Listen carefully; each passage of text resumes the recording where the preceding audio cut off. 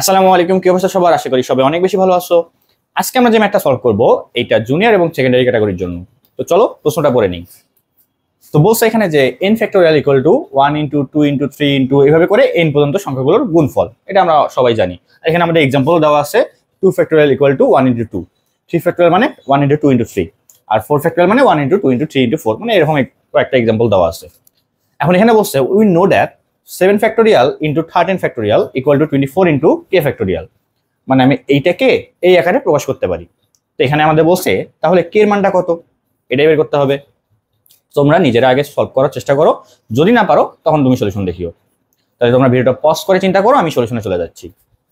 তো এখানে আমাদের বলছে 7 ফ্যাক্টোরিয়াল ইনটু 13 ফ্যাক্টোরিয়াল। তো এটা লিখে দেই, 7 factorial into 13 factorial equal to 24 into k factorial. এখন k এর মানটাই তো দরকার। আচ্ছা, তার আগে আসো তো, এই যে 7 ফ্যাক্টোরিয়াল, এই 7 ফ্যাক্টোরিয়াল মানে কি বোঝাচ্ছে?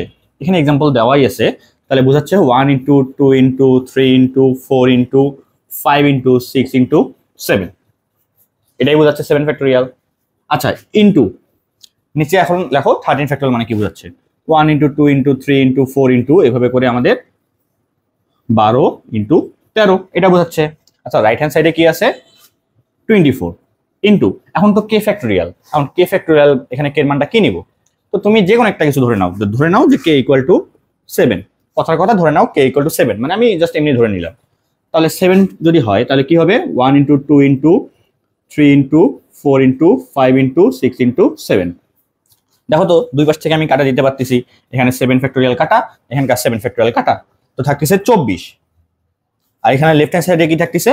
এই 13 ফ্যাক্টোরিয়াল। তো এইগুলো গুণ করে কখনো কি 24 এর সমান হবে? পসিবল? তার মানে কে এর মান কি 7 আমি চাইলাম আর নিলাম, এটা কি পসিবল? পসিবল না তো। তার মানে আসলে কে এর মান 7 হবে না।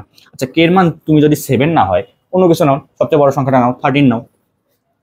মানে কম নিয়ে তো আর হচ্ছে না, বেশি তো নিতে হবে। তো আমি একবারই 13 নিলাম, যেন কাটাকাটি যায়, দেখি কি হয়। তাহলে এরকম করে যাতে যাতে আমাদের 13 পর্যন্ত সংখ্যাগুলো গুণফল, ওইটা আমাদের 13 ফ্যাক্টোরিয়াল। এখন তার মানে তুমি এই লাইন আর এই লাইন কেটে দিতে পারো। এখন তুমি দেখো তো, এই 24 বলতে কি বোঝাচ্ছে? ধরো এখানে গুণ করে আমাদের 24 মিল করো তো, ধরো 3 4 12, 12 2 24, তাহলে 2 3 4 এগুলো কাটা যাচ্ছে। তাহলে এখানে পড়ে থাকতেছে 5 ইনটু 6 ইনটু 7, আর বেশি কিছু থাকে না, থাকে শুধু 1। তো মিললো, হইলো। তার মানে আমাদের কে এর মানটাও 13 হইতে পারবে না, 13 চেয়ে বড় কিছু হবে। ঠিক আছে, 13 চেয়ে বড় কিছু হবে, তো কে ইকুয়াল টু 14 নেই, কি সমস্যা নেই। তাহলে এখানে 14 পর্যন্ত থাকবে। আচ্ছা, তাহলে এবার দেখো তো এবার কি হচ্ছে।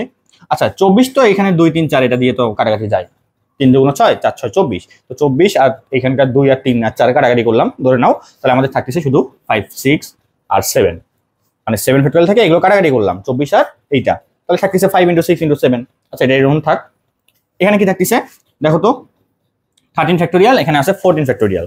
এর মানে আমি যেহেতু 14 ধরে নিছি, তো আমাদের 13 পর্যন্ত তো কাটাকাটি যাবে, মানে এখানে যে 13 আছে এর আগে, তো ওই পর্যন্ত তো সব কাটাকাটি যাবে। তাহলে থাকতেছে কি এই পাশে? শুধুমাত্র এই পাশে থাকতেছে হলো 14, শুধুমাত্র কিন্তু 14 থাকতেছে, কারণ 24 আমরা কাটাকাটি করে ফেলছি। এখানে 13 পর্যন্ত সংখ্যাগুলো কাটাকাটি গেছে, left hand side right hand side থেকে, শুধুমাত্র 14 আছে থাক। আর এই পাশে কি আছে? 5 ইনটু 6 ইনটু 7, তো 5 ইনটু 6 ইনটু 7, তো বুঝতেই পারতেছো যে 5 6 30 হয়, 14কে পার করে যায়।